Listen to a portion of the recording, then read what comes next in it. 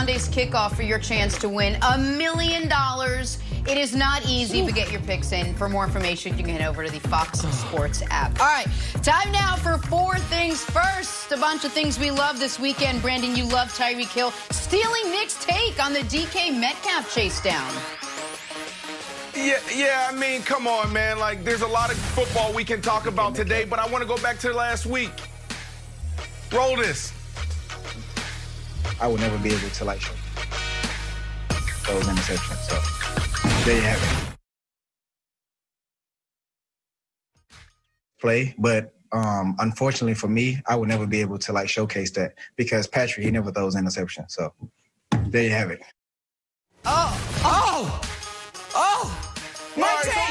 So here's the deal. Like he's a straight-up thief. I text Nick this last week. I'm like, look, bro, you said this on the show. We asked you, will Tyreek Hill be able to chase this guy down? You said, we will never know because Patrick Mahomes don't throw pick sixes.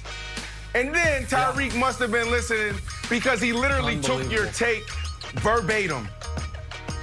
Unbelievable. Unbelievable. Appreciate you having my back, partner. Here's a hot take coming. All right. Johnny Hecker, who put all 5 punts within the 10-yard line last week, boomed a punt and gets it returned.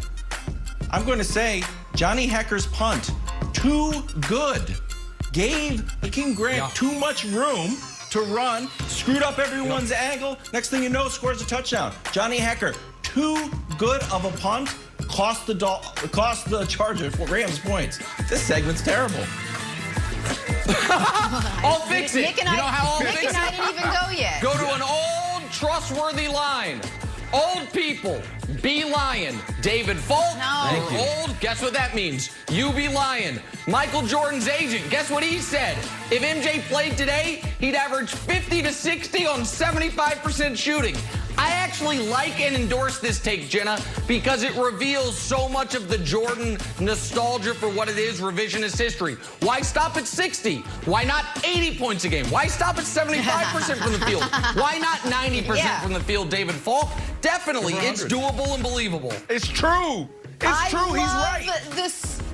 I love the take. I love the Steelers. Not only did they beat a good Ravens team yesterday, they're 7-0, they're undefeated, but what I love most about them is after the game, just the way they took it all in stride. You know, they came back to the locker room, and they were obviously going over some notes, what we did well, what we didn't, a couple of routes we could have improved. Just, they really took it all in, very understated.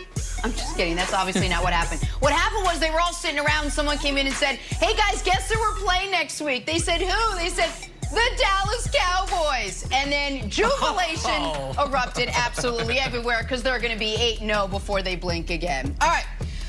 On to Cam Newton and the Patriots. Absolutely desperate for a win up in Buffalo, and they actually came close. Patriots needing a field goal to force overtime or a touchdown to win. They would get neither because of that right there.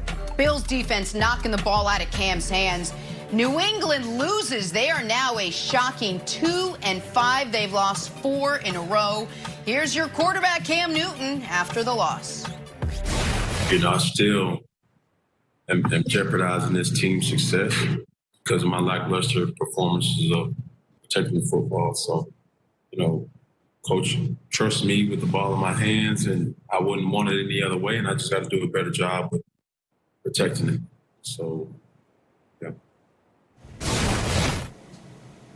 You know, we talk about Cam and this accountability week after week. At some point, he's going to have to do something about it and not just take the blame. So, Wilds, let me start with you as our resident Patriots fan. Did that fumble basically end the playoffs for the Patriots yesterday? Playoff chances for the Patriots? No, it didn't. The fumble was bad, and when we went to the sidelines, I was like, oh, is Cam going to start to cry? Because old KW was crying when he saw that. It was actually like a heartbreaking fumble, like no irony or no sarcasm. I really felt like sad, and you could feel like Cam was about to get a win, was about to get everything back on track, and he really felt terrible. So the good news for Cam and Patriots fan is We're still in it. We are not mathematically eliminated. And I know it's like, all right, well, that's a last-ditch effort, but it's fine. Look at the Bills schedule. Look at the Patriots schedule. We're okay. If we lose next week, I mean, I don't know what is going to happen in the show. Now, granted, we're 2-5. Not fantastic. Since 1990, 7 teams have made the playoffs at starting 2-5. Now, granted, we don't have enough time for the 137 other teams that didn't, but pay no mind. Now we got an extra playoff spot. We're doing okay. So until we're mathematically eliminated, and we give some time for a Hall of Famer Julian Edelman's knee to come back because our receiving core is a little banged up, Brandon, I'm still feeling, believe it or not, slightly optimistic. Yeah. No, listen. I feel your pain, man. I was watching that play live. And I was like, oh, no, this is the worst thing that can happen because you at least have the overtime right there in front of you. They could have easily won the game as well as we all were watching. But look, here's the deal. They're still in it, and it's not because of who they are, but it's because of who the division is. This division isn't good. Nick, I was ready to call you yesterday and say, look, I'm ready to concede that the Buffalo Bills are bad. Are not very good. You've been trying to convince me no, they're not good. all year that the Buffalo Bills aren't real. They're not contenders. And then Cam does this, and you give them a little hope, and you give them another week. This team really isn't good, but when you look at the record, they were 5-2 coming into this game, right? So they lost to a team with a good record, and Cam had the game right there at his fingertips. They didn't get it done, and they're still in it. So let's see how they bounce back next week. But this is going to be hard, Nick. This is going to be extremely hard to dig themselves out of this one. I would love to paint an optimistic picture here, but Kevin Wildes took the cake with that. If we're talking about you know who's not mathematically eliminated? The Jets. You know why? Because we're only through week 8. It's impossible to be mathematically eliminated right now. Okay, but looking up. As a wise man once said, it ain't great. It was all right there for the taking. They were either going to score the winning touchdown or kick the field goal and go into overtime. Josh Allen was looking the exact way Josh Allen has looked his entire career, except for that 1-month mirage to start this season. And the Patriots were going to be right there in it. But instead, my guy Cam fumbled. Now you're 2-5.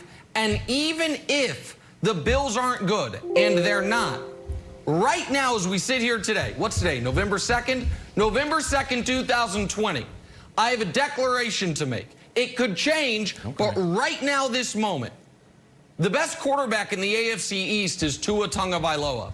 I've seen enough, as Dave Wasserman would say. Oh, really? Okay. Because he threw for Josh 90 Allen yards? stinks. No, because he's not the other 3 guys.